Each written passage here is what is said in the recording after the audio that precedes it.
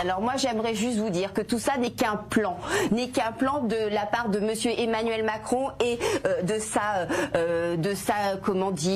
copine madame Ursula von der Leyen.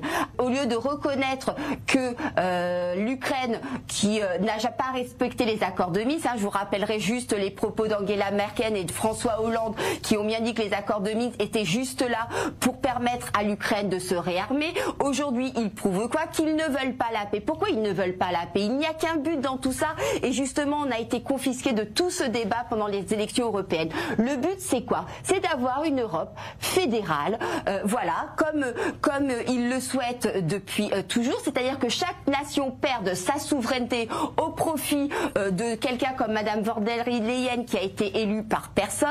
Le but c'est de détruire nos économies comme ils ont commencé à le faire pendant la période Covid.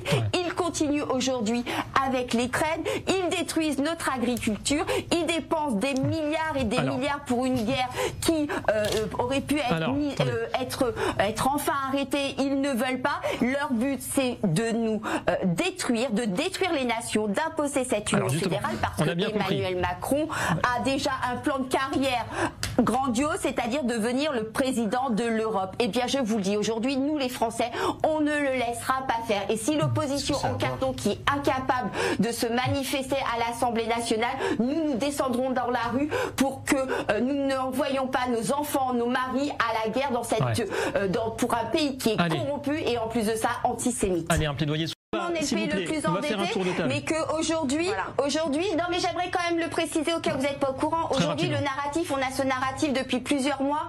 On a ce narratif depuis plusieurs mois où ils veulent piocher dans notre épargne pour aller financer l'Ukraine. Je rappellerai juste qu'on a dépensé 5,1 milliards d'euros pour l'Ukraine en France, quand le déficit qu'on nous annonce catastrophique des retraites est de 6,1 milliards. Donc ça suffit, les Français ne sont pas les dindons de la farce. Et si Emmanuel Macron a envie d'aller faire la guerre en Ukraine, il a qu'à prendre son sac à dos, son petit uniforme kaki avec Brigitte Macron et la caler sur le front lui-même. Donne ton avis en commentaire.